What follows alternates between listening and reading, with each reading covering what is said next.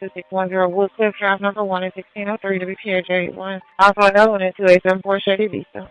3 people have been shot in South Memphis near Lemoyne-Owen College. The shooting happened around 6:40 this evening on McMillan Street. And extortion as well. So what happened with that? Tell us what happened.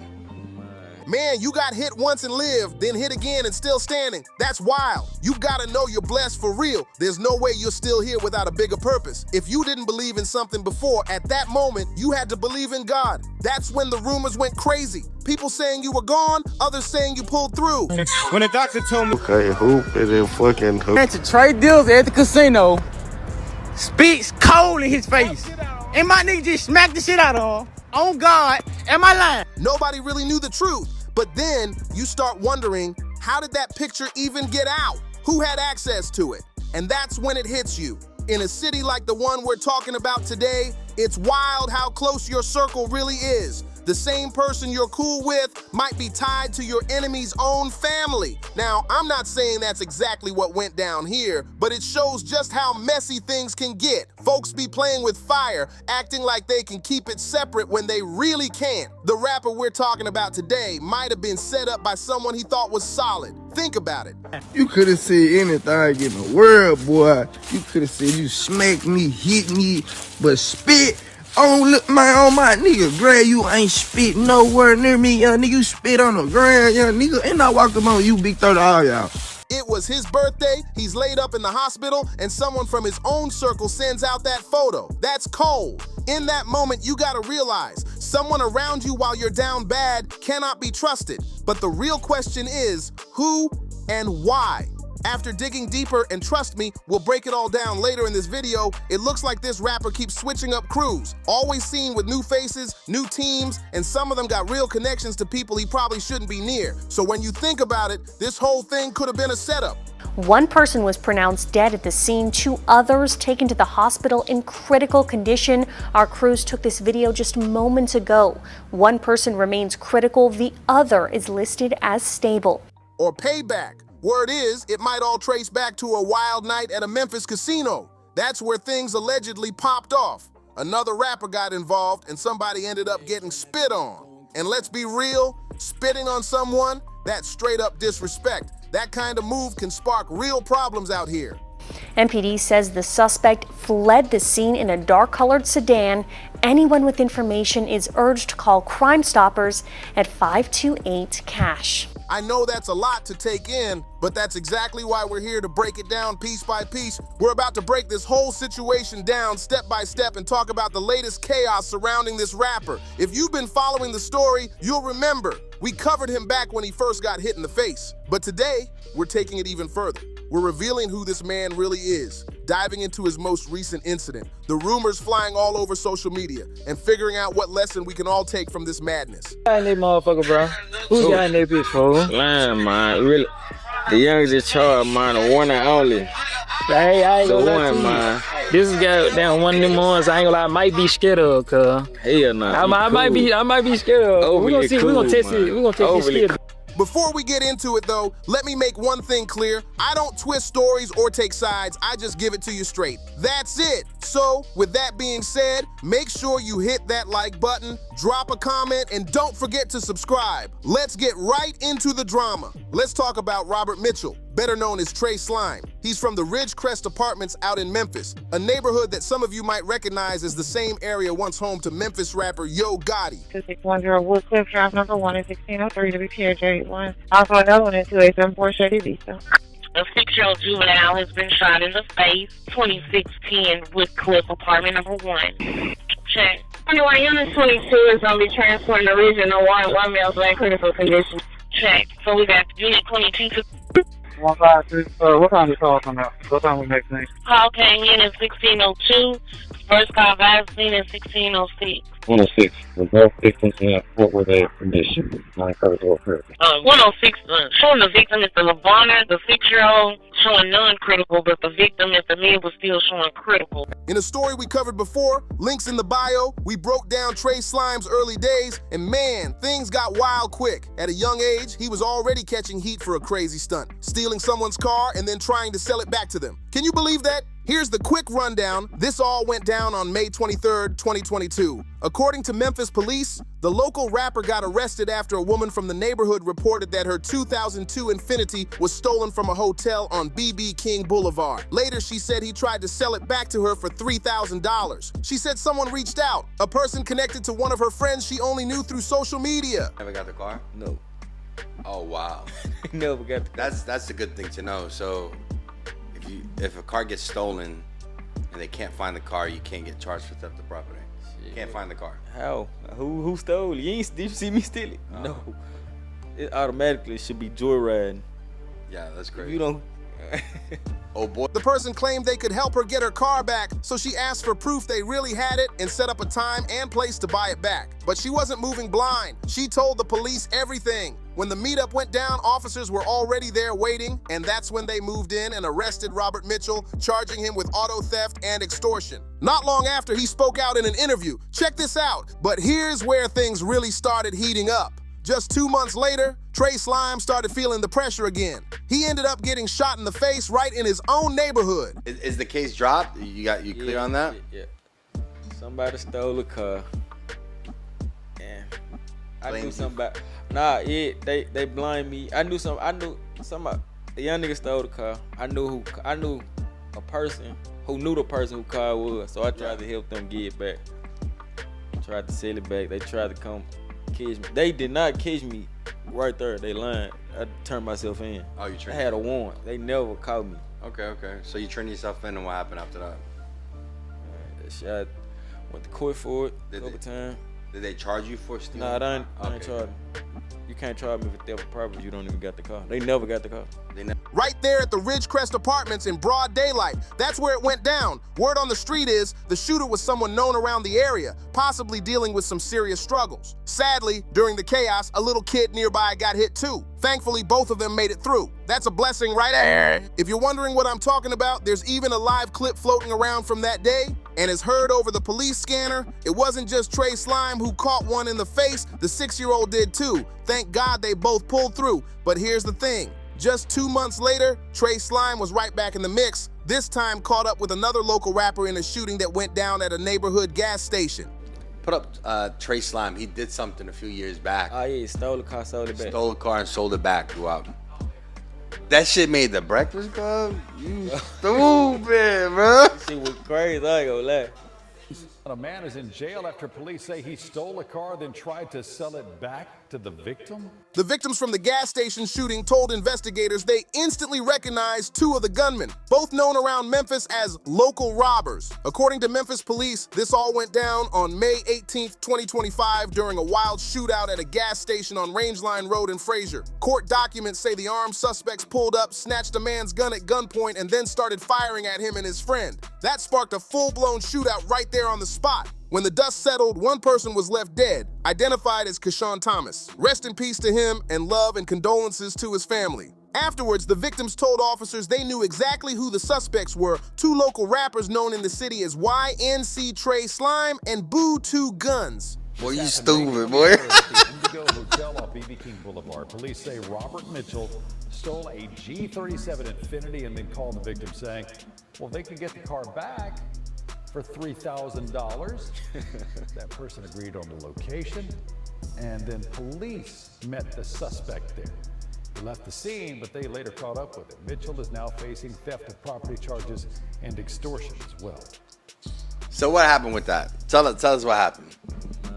According to reports, Boo 2 Guns' real name is Andre Scott, and Robert Mitchell, also known as Trey Slime, was the other one identified. Both were named in the investigation following the deadly exchange. According to court documents, the MPD gang unit confirmed the rappers' real names, Andre Scott and Robert Mitchell. At the time, Scott was just 19, while Mitchell was 23, about to turn 24. Reports also mentioned that police had already arrested Scott back in 2022 for attempted murder. And if that wasn't enough, earlier this year he got locked up again after being found with stolen guns, cars, and drugs. Records show he was held on a $250,000 bond, but a few months later, the case got tossed out because there wasn't enough evidence to move forward. You could have said anything in the world, boy. You could have said you smacked me, hit me, but spit On look on my nigga, grab you ain't spit nowhere near me, young nigga. You spit on the ground, young nigga. And I walked up on you, big 30, all y'all. By myself, Dolo, me. MT sworn one time, but this shit. As for YNC Trey Slime, things got even more complicated. He still had an active warrant and decided to lay low. Some said he was still in Memphis. Others claimed he skipped town. Official records later showed he was actually the third suspect in that same shooting. The one police couldn't name at first, but about a month later, investigators announced that YNC Trey Slime was no longer considered a suspect in the case. Investigators were still trying to figure out who the other suspects were, but eventually they pieced it all together. Clip. Go ahead.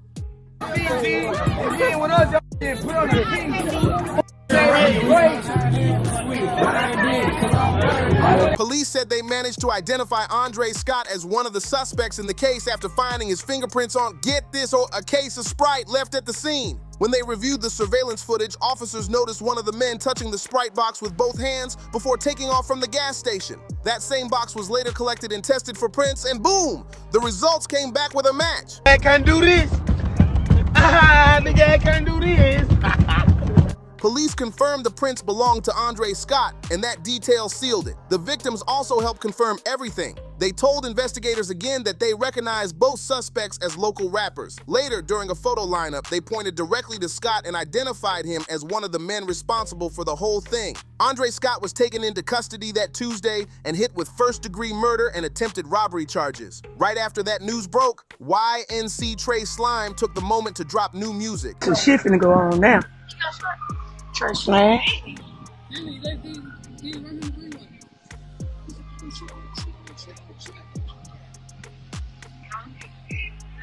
They don't care about the kids. They don't care about the kids. Yeah, they don't care about the kids. Huh? Man, they got shot. He got shot up. Rapping over 50 Cent's legendary Mini-Me instrumental, turning the buzz around his name into a full-on spotlight. But here's where things started getting shaky. Around that same time, YNC Trey Slime was spotted hanging with EBG, a crew known to have plenty of enemies in Memphis.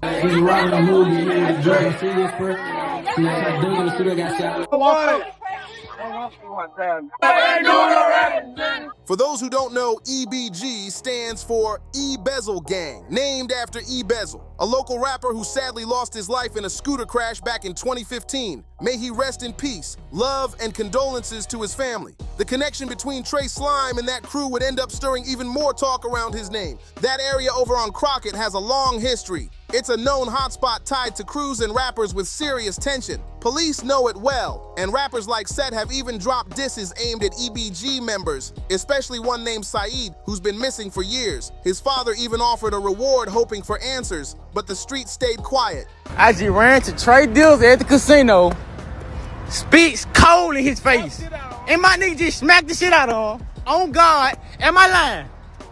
Am I lying? I swear to God, he did not jump in or none of that. On God, ball didn't do nothing. I just spit in his face.